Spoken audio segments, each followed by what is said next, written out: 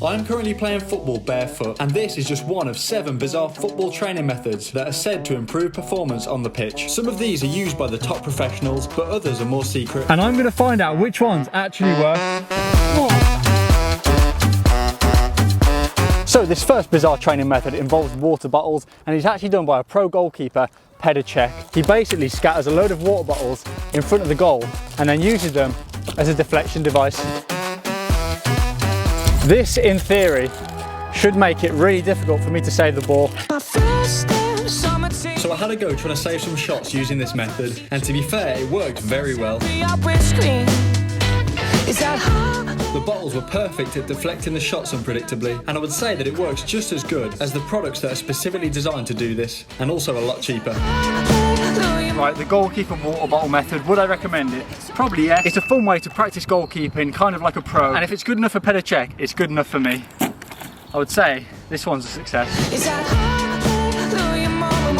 Now, when Cristiano Ronaldo first joined Manchester United, it was said that he used this bizarre training method to improve the speed of his step overs, but what exactly is it?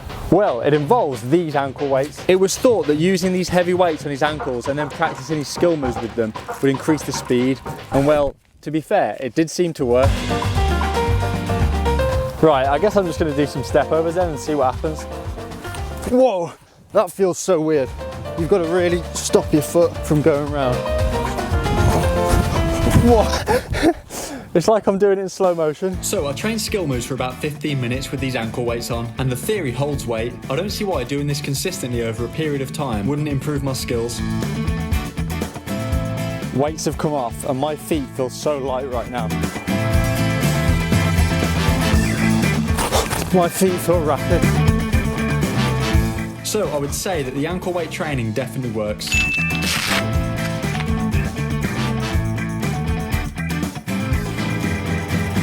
Now, you may have noticed that for this next football training method, the environment has changed and I'm now in the dark. And that's because this practice is designed to create hyper awareness and improve focus on the pitch. And it's called dark football. Let's play.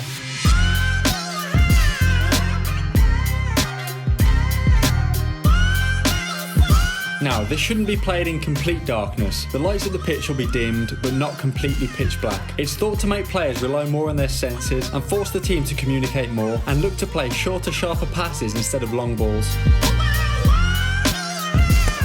I'm not going to lie, I am having to work extra hard to control this ball, and it's making me focus a lot more. Manchester University did a study trialling a new sports innovation which claims to improve the performance of football players by training them in the dark, but the results are yet to come back, so keep a look out for that. So this training method isn't fully proven yet, but this next one was done by the Barcelona team.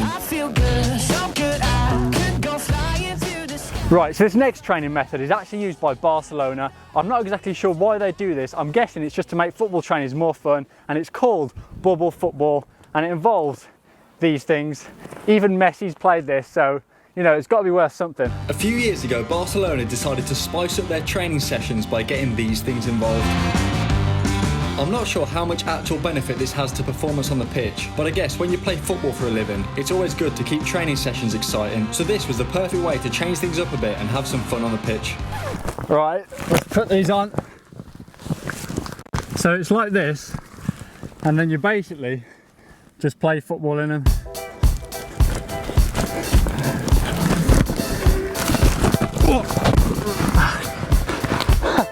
I think we're ready to play a game in these and see why Barcelona do it. So I set up some 1v1 games with these bubble balls. And at the end I'll decide if I think it's a useful form of football training.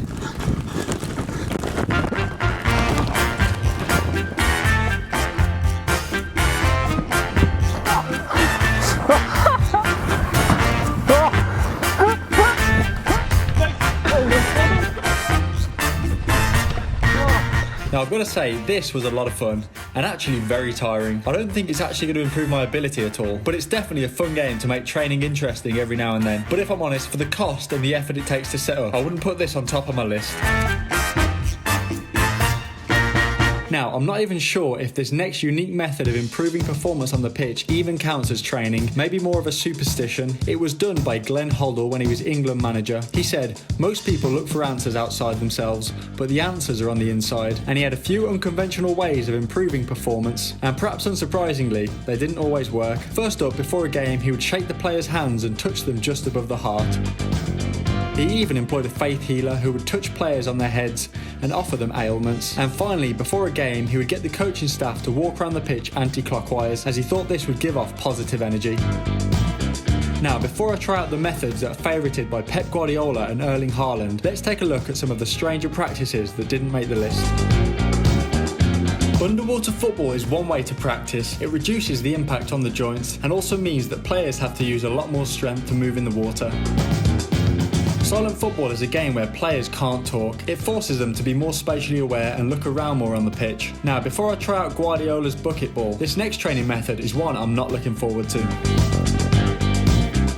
Now, for this next bizarre training method, I won't be needing these because I'm going barefoot. Barefoot training is something that's been used for years, and the first form of football would have been played without shoes. There's a lot of evidence that suggests this weird form of training has some serious benefits. Even Haaland is a fan of the barefoot feel because of the many health benefits this practice claims to have. First up, I'm going to have a session on AstroTurf. Then I'm going to take it to the next level and play on grass. That way I should get the full experience of barefoot training. Alright, first few touches with the bare feet. And honestly, it feels really nice. Oh. There is a long list of reasons why barefoot football is apparently really good for you, including better control and faster shot power. So I'm going to put it to the test and see how true that really is.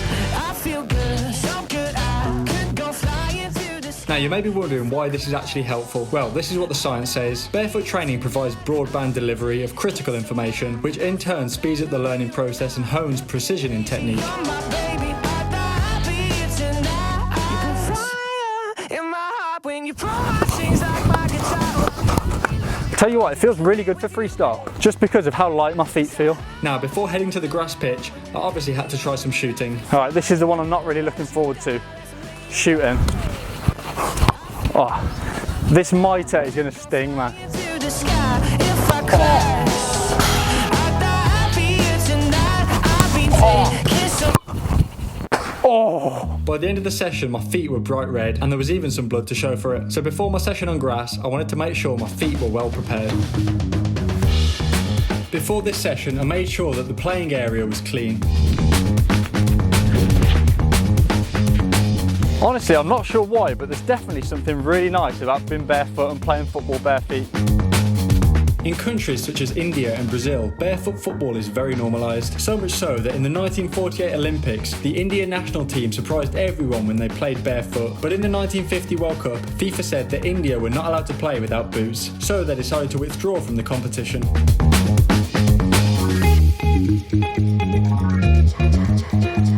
Now, as well as the apparent improved technique, barefoot training is also about strengthening the foot and ankle itself. I actually really enjoyed playing barefoot. These were my feet at the end of the session. So, should you do this all the time? Definitely not. But if the science is true, it might be one to try next time you're at the beach. Now, the next method that claims to fast track your football ability is used by the likes of Chelsea and Manchester City, and to test this one out, I don't need this. Now, over the next few days, instead of training with a normal football, I'm going to be using this size 2 mini ball, as it's supposed to have a lot of benefits.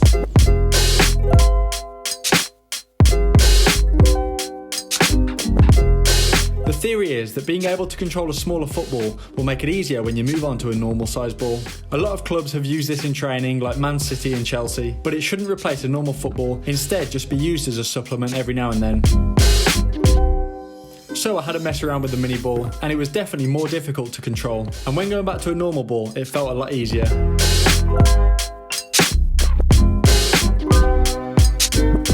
So I do think this would work, but if you want to take it one step further, try doing what Michael Owen did when he was younger and use a tennis ball. Right, so this next training method is made popular by Pep Guardiola. He does it with all his teams, and it involves a bucket and a football. Let's do it. Pep Guardiola did this with Bayern and also Man City, using only one touch at a time, move the ball to the bucket without it hitting the ground. Now it looks and sounds pretty easy, and I thought it would be easy, but let me tell you, this took us an embarrassing amount of time to do.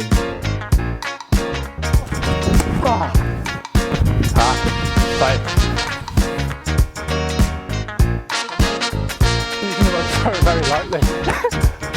Yes. This training method is perfect for improving ball control, communication and teamwork, and it's also just a lot of fun. It's really hard to move to a certain place while keeping the ball up in the air and only using one touch, but after about 20 minutes, we finally got it.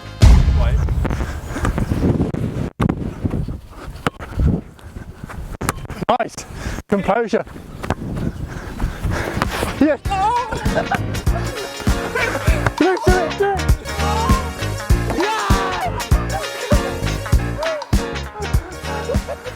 I thought it wasn't going to happen.